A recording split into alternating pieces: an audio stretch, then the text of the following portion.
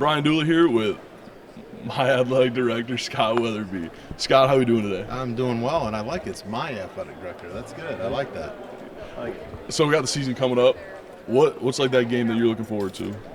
Well, I always obviously kicking off the season at home on a Friday night.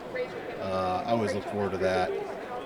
Having fun at Arizona last year, going to Arizona State, having the opportunity to go to Minnesota, obviously that'll be a good trip, and a lot of fans are excited about making that trip. So first two right out of the gate, I get excited about, and then once you get into MAC play, so I don't really have favorites. I just like enjoying being around you guys, and see if we can win some games.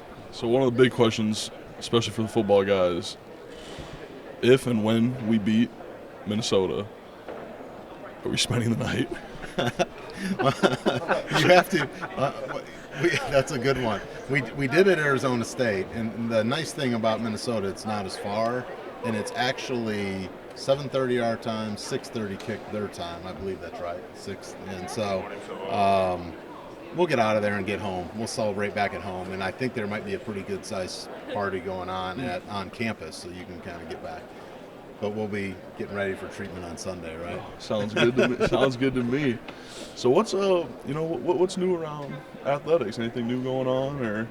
The big focus for me has been fundraising, facility improvement, a lot of obviously mental health issues, NIL conversations, transfer portal.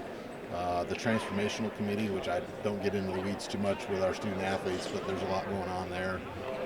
We just got done with our MAC AD meetings, and so having the opportunity to kind of go through those things. We're talking about football scheduling, so there's a lot of different items that are on the bucket list, and then you go through and hope you don't have any challenges every night when you go to bed. You're always worried about, you guys are 18 to 23.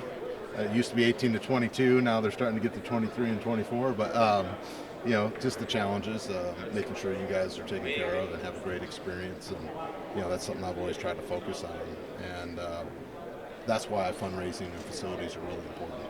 I feel like you can have a better experience if we can have better facilities. And now I need to work on nutrition and a dining hall and things like that. Those are the types of conversations we're having with trying to improve us.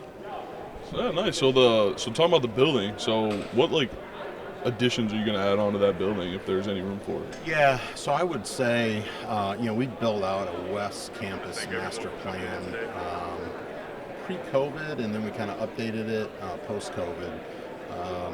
Obviously, I'd love to get the track removed from around the football field. I'd like to get our track program deserves its own standalone track.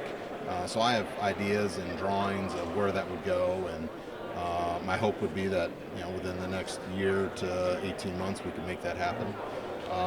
And then as far as the building goes, we actually designed the SAPC to allow for us to put a dining hall on top of the weight room.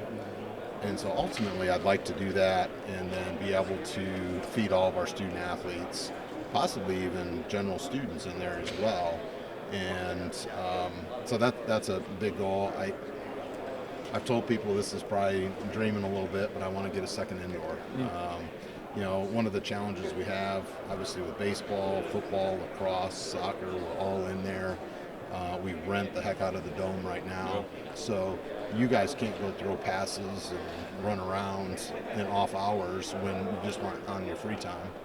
And so we'd like to be able to provide that. In baseball, I need to get them indoor batting cages and those things too. So that's certainly a priority. And then we have, added a lacrosse team. We build them a locker room in the George Gervin Center, but that's really not ideal. We'd like to be baseball, soccer, lacrosse have their own locker rooms out by their facilities. So those are just kind of top of mind. You got a lot happening that we're continuing to get better. So talking about the football field a little bit, who's winning in a race, you or Coach Creighton? Who's winning in a race? So that's a good one. I would say from a distance he's got me because I see him out running. Okay. The question is a 100-yard dash. That might even be a little long. 50 yard, because 100 yards is not a dash to me anymore. So, and they don't call it that anymore. But so I'll have to. We may have to do that. I'd have to stretch a lot because I'd probably pull a hamstring 20 feet in. So that's a good one. Sounds good. I appreciate it. I could probably beat him in ping pong. We could make that. We can make that happen right there in front of everybody. We can make that happen. That'd be good.